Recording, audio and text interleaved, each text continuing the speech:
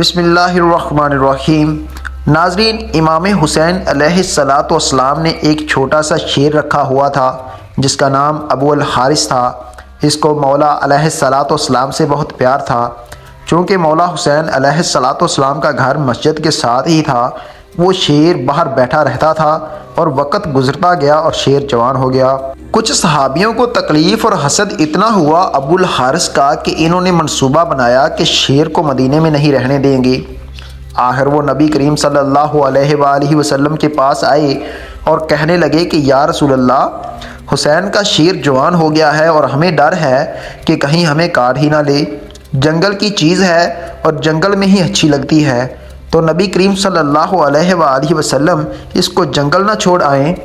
تو نبی کریم صلی اللہ علیہ وآلہ وسلم نے فرمایا کہ کل تم کو یہ شیر مدینے میں نظر نہیں آئے گا۔ شام کو نبی کریم صلی اللہ علیہ وآلہ وسلم امام حسین علیہ الصلاۃ والسلام کے پاس آئے، پیار کیا اور فرمایا کہ بیٹا، تمہارا شیر جوان ہو گیا ہے۔ امام حسین مسکرائے اور نانا جان کی گردن میں باہیں ڈال کر بولے، جی نانا جان، جیسے جیسے بڑا ہوتا جا رہا ہے مجھ سے زیادہ محبت کرتا جا رہا ہے اور میرے بغیر نہیں رہتا۔ نبی کریم صلی اللہ علیہ وآلہ وسلم نے فرمایا کہ حسین بیٹا، آپ کے نانا کے صحابی ڈرتے ہیں اس سے اور وہ نماز کے لیے آتے ہیں، ان کو ڈر ہے کہ یہ ان کو کوئی نقصان نہ پہنچائے۔ بیٹا، اسے آزاد نہ کر دیں۔ یہ کہنا تھا کہ اتنے بڑے بڑے آنسو امام حسین علیہ الصلاۃ والسلام کے رخسار پر آئے، مگر مسکرا کر فرمایا کہ نانا جان، آج کا دن نکال لیں، کل ابو الحارث آپ کو نظر نہیں آئیں گے۔ نبی کریم صلی اللہ علیہ وآلہ وسلم نے فرمایا کہ بیٹا حسین، آج کے دن کیا کرو گے؟ تو امام علیہ الصلاۃ والسلام روئے اور فرمایا کہ نانا جان، دیکھیں باہر شام ہو گئی ہے اور یہ وقت کسی کو گھر سے باہر نکالنے کا نہیں ہے۔ نبی پاک صلی اللہ علیہ وآلہ وسلم نے مولا حسین کو سینے سے لگایا اور جب مولا تہجد کے وقت شیر کو خوراک دینے آئے تو شیر یعنی کہ ابو الحارث نے کہا کہ مولا، آج اتنی جلدی احسان؟ مولا نے ساری بات ابو الحارث کو بتائی اور ابو الحارث نے کہا کہ ٹھیک ہے مولا، میں جاتا ہوں، پر ایک شرط ہے کہ پھر ایک دفعہ ملاقات ضرور ہو۔ امام نے فرمایا کہ میدان کربلا کے ٹیلے کے پاس سے تمہیں ایک آواز آئے گی، بس اس آواز پر چلے آنا اور مجھ سے ملاقات ہو جائے گی۔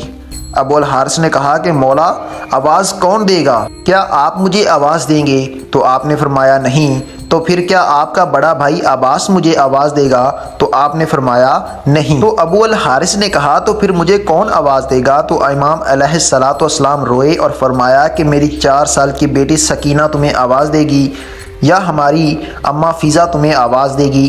آج بھی کربلا کے میدان میں وہ مقام موجود ہے جہاں کھڑے ہو کر بی بی فیضہ نے ابو الحارث شیر کو آواز دی تھی۔ ناظرین، یہ وہ وقت تھا جب کافروں نے حضرت امام حسین علیہ الصلاۃ والسلام کو شہید کر دیا تھا اور شہید کرنے کے بعد آپ کی لاشوں پر گھوڑے دہڑائے تھے، اور اسی وقت اماں فیضہ نے ابو الحارث کو آواز دی تھی کہ ابو الحارث جلدی آ، میرے بابا کی لاش پر گھوڑے بھاگ رہے ہیں۔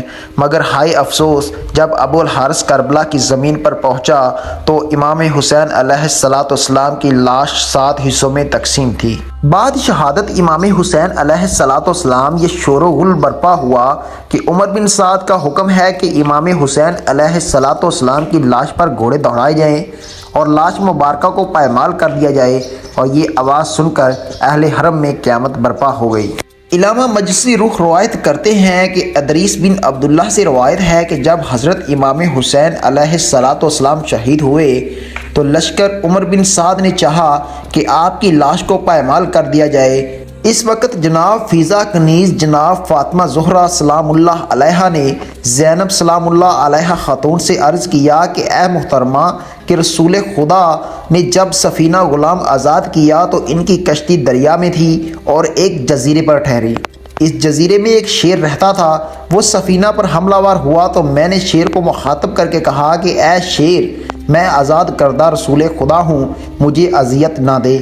جیسے ہی شیر نے نام مبارک رسول خدا سنا تو فوراً راستے سے ہٹ گیا اور ہلاک کرنے سے باز رہا اور راستے تک پہنچا دیا۔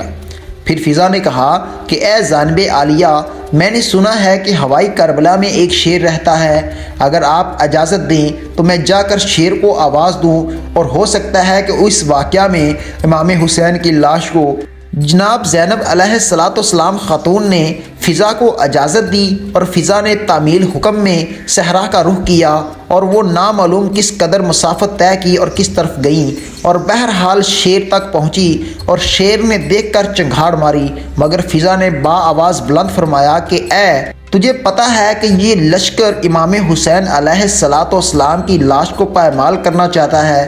جیسے ہی شیر نے جناب فضا سے یہ سنا تو قتل گاہ کی طرف چلا، اور لاش امام حسین علیہ السلام مظلوم کے نزدیک پہنچا اور باحسرت نظر ڈالی، اور اس نے دونوں ہاتھوں سے امام حسین علیہ السلام کی لاش کو پکڑ لیا، اور اس حیوان نے خون امام حسین علیہ السلام سے پیشانی رنگین کی اور روتا رہا۔ اور جب کوفی لوگ گھوڑوں پر سوار ہو کر لاش امام حسین علیہ السلام کو پائمال کرنے آئے، دیکھا کہ شیر موجود ہے، گھوڑے وہاں نہ ٹھہر سکے اور بے قابو ہو کر بھاگ نکلے۔ سواروں نے بھی پلٹ کر نہیں دیکھا۔ جب اس واقعہ کی عمر بن سعد ملعون کو خبر ہوئی تو کہنے لگا کہ اس کو کسی پر زہر نہ کیا جائے، یہ ایک فتنہ ہے۔ جناب فضا نے شیر کے آنے کی خبر جناب زینب علیہ السلام کو سنائی، اور اس طرح لاش مطہر پائمال ہونے سے محفوظ رہی۔ اور کچھ لوگوں نے روایات بیان کی ہیں کہ بیٹی فضا نے شیر کو امام حسین علیہ السلام کی لاش ڈھونڈنے کے لیے بلایا تھا، جو کہ یزیدی فوج نے لاش اقدس پہ گھوڑے دوڑا کے پائمال کر دیا تھا، اور وہ گھوڑے کسی اعلیٰ نسل کے گھوڑے کے نام سے مشہور تھے، جنہوں نے اپنی ٹاپوں سے نبی کریم صلی اللہ علیہ وآلہ وسلم کے نواسے کی لاش کو روند ڈالا تھا۔ شہادت امام حسین کے بعد جب ان کی لاش اقدس پر دوبارہ گھوڑے دوڑائے جانے کا بندوبست کیا گیا تو حکم جناب زینب کے مطابق جناب فضا نے ابو الحارث نامی شیر کو آواز دی تھی، اور اس نے برآمد ہو کر نعش مبارک کی حفاظت کی تھی۔ کربلا میں اس مقام کو شیر فضا کہا جاتا ہے، جس نے حضرت امام حسین علیہ السلام کی لاش کو پامال ہونے سے بچایا تھا۔